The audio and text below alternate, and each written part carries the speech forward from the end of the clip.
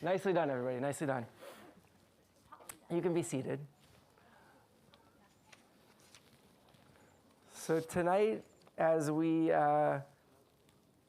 maybe are bringing our white shoes and shorts out for one last spin before we put them away for the season, our speaker tonight will appreciate that reference.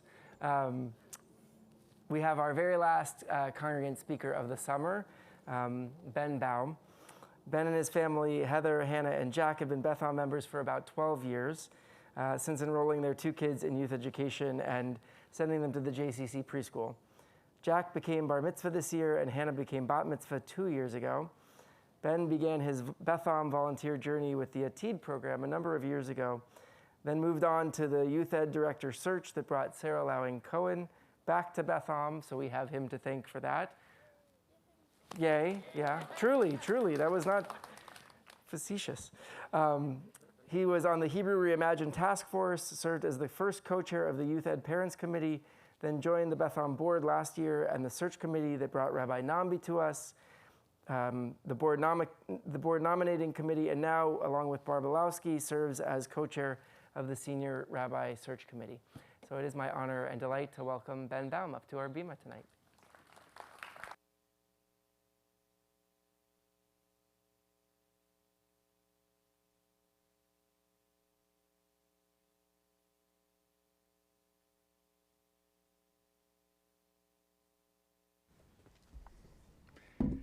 And I might add, Rabbi Nemitov asked me to switch with him with last week's spot, so I find myself in the unenviable position of following Rabbi Nemitov rather than preceding Rabbi Nemitov. But I forgive you.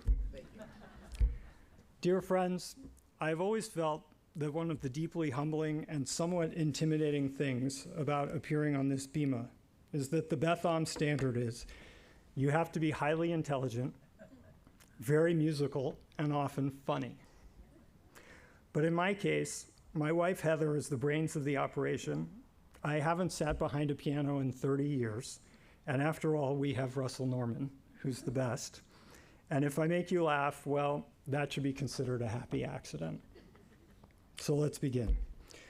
This week's portion is Parshat Rei, most often recalled as a moment when God places before the Israelites the choice between a life of blessing and curse. I'd like to hone in, though, on the requirements God makes of the Israelites to bring their full selves to the work of celebrating the festivals. The portion speaks with great joy of the 3 pilgrimage festivals of the Jewish calendar. 3 times a year, on the Feast of Unleavened Bread, Passover, on the Feast of Weeks, Shavuot, and on the Feast of Booths, Sukkot, all your people shall appear before the Holy One your God in the place that God will choose. They shall not appear before the Holy One empty-handed, but each according to their own gifts, according to the blessing that the Holy One your God has bestowed on you. As Rabbi Bradley Artson explains, the Torah presents a 3-fold series of descriptions of our commanded offerings. During our joyous celebrations, we must not come empty-handed. To celebrate in God's presence, one must not focus only on taking, not only on our own personal joy. To celebrate in the fullest sense is to harness our private triumphs to contribute to the repair of God's world. The second biblical qualification is that the offering we bring must be according to one's own gifts. That is to say that no 2 people may bring precisely the same thing. Each must bring an offering reflective of one's own special interests and passions, something that illumines our own uniqueness. These gifts should be, in the words of the Talmud, in accordance with one's own acumen. The third qualification is that the offering be according to God's blessing. Here one can see the Torah as recognizing that human individuality is a reflection of divine love and bounty. God's greatness is reflected not in some numbing conformity, but precisely in the stunning diversity of human character, interest, and talent. And so it is with Bethel. In order to repair our shaken and frayed community, strengthen it, and ensure that it flourishes in the years to come, we will need everyone, and I mean everyone, to bring and to contribute their unique gifts to this temple, just as in Parshat Rei. The good news, and the theme of my remarks this evening, is that we have everything we need right here. We have everything we need right here if we will only use it.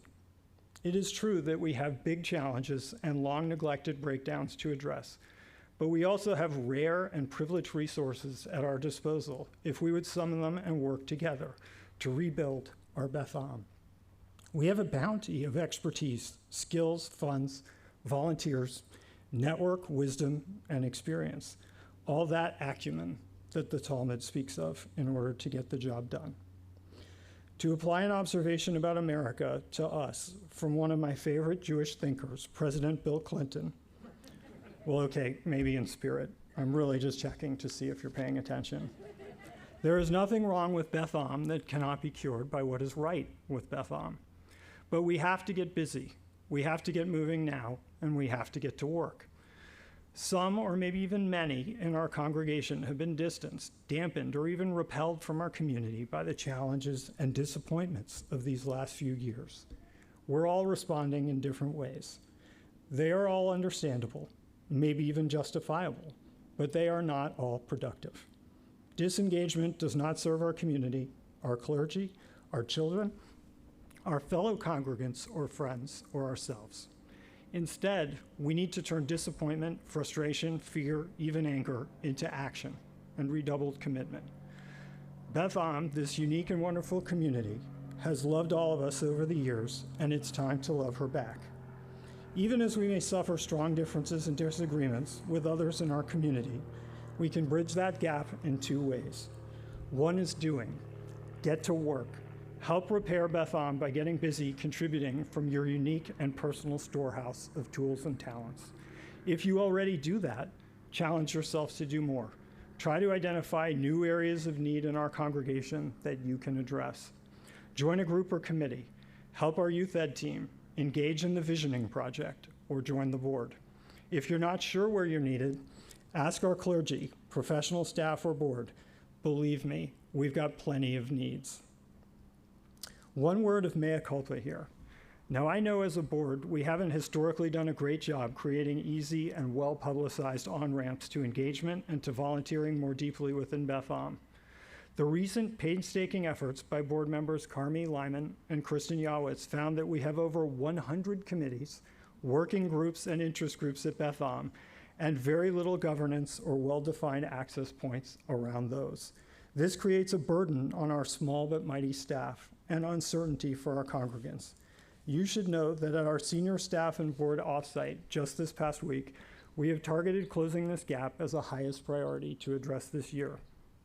We're working on an overhaul of guidelines, marketing, communications, publicity, the website and forms, overviews, and the like in an effort to make joining, creating, and operating groups and engagement with Beth Am in general simpler, easier, and higher profile.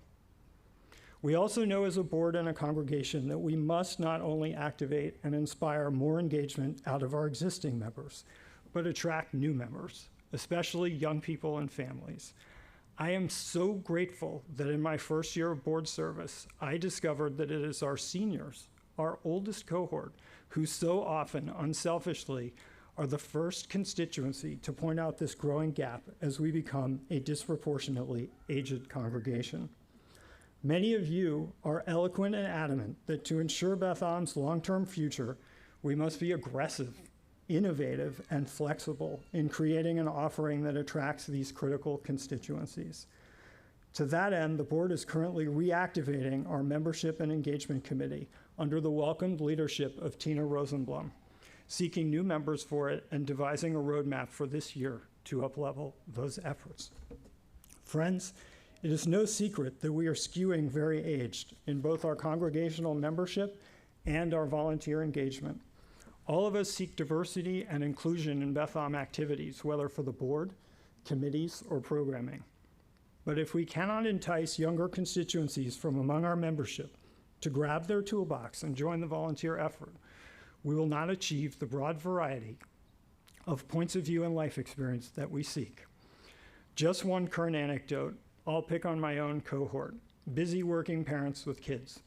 When we concluded the call for nominations for this senior rabbi search committee last week, despite extensive efforts and outreach, fewer than 10% of those who nominated themselves were under 60 years of age. We cannot go on like this.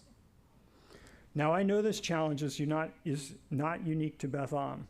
It's the existential problem of every Reformed congregation, even all houses of worship. But we are not an ordinary congregation. But there is also a second critical way we can bridge the gap of our differences and disagreements in the direction of Beth Am. Two is thinking. Change your mindset. I've learned from my first year of service on your board and in my many one-on-one listening sessions with congregants that truly what unites us is greater than what divides us. Specifically, we share at least three very common things. One, we really love this place. Two, we are always striving to do what we believe to be in Beth Am's best interest. Whether we sometimes get it right or sometimes get it wrong, our intent is pure. And three, we're deeply committed to it and are willing to put in the work, especially our clergy, professional staff, board, and lay leadership. But we have to do this together. It will be a long and arduous journey, but not without reward. As one of the best-known African proverbs goes, if you want to go fast, go alone. If you want to go far, go together. By jumping in and up-leveling our contributions to Beth Am, I believe we can accomplish two urgent tasks simultaneously. One, get the long-neglected work done that Beth Am so urgently needs. And two, while doing the work, come together as a tighter-knit, more understanding, more compassionate community, which better relates to each other and respects our differences, but appreciates all that each of us brings to this congregation. I'll tell you what worries me most, what holds us back, what we have to guard against. Speaking from my own past personal mindset and experience, as well as the many congregant emails I've read, comments I've heard, and one-on-one listening sessions I've conducted, I think it's very easy at Beth Am to revert to a kind of consumerist customer service mentality about what Beth Am should bring to you, as you would with any company you do business with. I pay my dues. I'm a member. I expect this or that service or experience. I want 5-star customer satisfaction. Myself, I've worked in retail, in sales floor businesses nearly my entire career, so I'm very familiar with this very American attitude. It's all around us, after all. But this isn't a for-profit corporation, and it doesn't operate or incentivize folks like one. We don't have customers. We don't even call ourselves a synagogue or a temple. We call ourselves a community.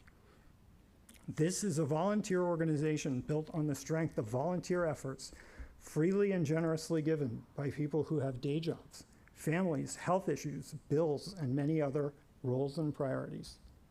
Heck, even our wonderful clergy and professional staff, our most significant contributors to Beth Am, given the limits of what we're able to offer them in income relative to the cost of living here, they too should be considered committed volunteers for choosing us. And speaking of our wonderful clergy, what worries me most is the false notion that we are waiting to be restored by someone else, by our clergy, by our new interim senior rabbi, by our board of directors, a future board of directors, or a settled senior rabbi. As wonderful and capable as they all are, or will be, their efforts will not be sufficient.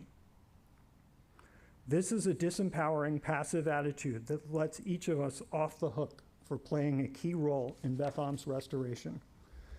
This is like saying that the doctor will heal the patient, but the doctor doesn't heal the patient. The patient's body heals itself under the doctor's guidance and support.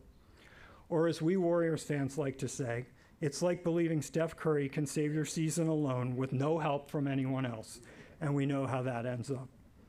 My friends, Moses is not coming. We have to do the work ourselves. We are the ones we've been waiting for. If not you, then who? If not now, then when? This is the customer service consumerist mentality about our synagogue that we have to break. As proof of this, I'll remind you that even in Rabbi Nemitov's address last week about the upcoming visioning work we will initiate, he made it clear that this entire journey will need to be lay-led, driven by, staffed by, and built through the efforts of the congregation, not the clergy. I know about this firsthand. When I myself was frustrated, disappointed, even angry about the direction of Beth Am, I thought about stepping back, stepping away, reducing my commitment to Beth Am. But then I thought, what the hell am I doing? Who would I be hurting? My community, the clergy, congregants in need, or my own family for whom Beth Am is an indispensable pillar of life and spiritual sustenance? I needed to move toward Beth Am and not away from it. I needed to turn my indignation into action. I had an old boss who used to say, when you find yourself thinking or saying, someone should do something about, well, that someone is you. We will only get the congregation we are willing to work for. Besides the high promise of the visioning journey that Rabbi Nemitov is bringing to us, our other highest priority is together finding our next permanent senior rabbi. I'm deeply humbled and very grateful to serve as co-chair with my new and dear friend, Barbara Lasky, who is an excellent choice, many of you know. What you need to know on behalf of Barb and myself is that the need for congregational engagement will apply here as much as anywhere. And our highest priority is to conduct this search with transparency, open-mindedness, inclusion, and integrity to the maximum extent permitted within the confidentiality of the process. My friends, we have to get busy. After years of actual and metaphorical deferred maintenance, there's a lot to do. We need a volunteer army. Finances, fundraising, grounds, programming, membership, engagement, security, governance, recruitment, and yes, healing. We need a lot, and it takes a village, and it's going to take a long time, perhaps years of commitment with patience and resilience, but it will be worth it. As Bill Gates observed, most people overestimate what they can do in 1 year and underestimate what they can do in 10 years. We have to have the long view, but with the urgency to start now. If you need examples of what I'm talking about, be like your fellow congregants who do the quiet, essential work that makes us better and fortifies our community. Like Jeff Berman, who year after year comprehensively organizes and coordinates our high holiday greeters. Like Buck Berkrinsky, who cooks 1,000 hot dogs for our youth ed kids at Purim and builds our sukkah and even brings his own firsthand Holocaust survivor story to our children. Like Toby Ellman, who has for years entertained and educated our children with wisdom and beautiful music. Like Ina Bauman, who dependably serves meals to the hungry and homeless at Hope's Corner. Like Ellen Ratner, a founding member of our security working group, who is constantly engaging members of our law enforcement community to help make Beth Am safer. Like Vivian Wildman, who coordinates our Mountain View Community Services outreach. Like Marussia Breeze, who leads the Orchard. Like Louise Sturp-Gill, who organizes Thursday Morning Minyan, and so many others. If we commit now, collectively and personally, to redoubling and deepening our efforts on behalf of this community, we can become what longtime members remember us to have once been, and what newer members dream of us becoming. A dynamic, welcoming, boundary-pushing, always challenging, vibrant, innovative, well-funded, and well-run house of joy, learning, worship, service, community, and meaning. The indispensable congregation, indispensable to the entire Reform movement, to our local community, to each other, and in our own lives. This can be the place where you belong. This can be your true sanctuary and no other. Won't you join us in this noble effort? Grab your toolbox of talents and let's get going. Remember, the good news is that we have everything we need right here. Shabbat Shalom, and may God bless this congregation.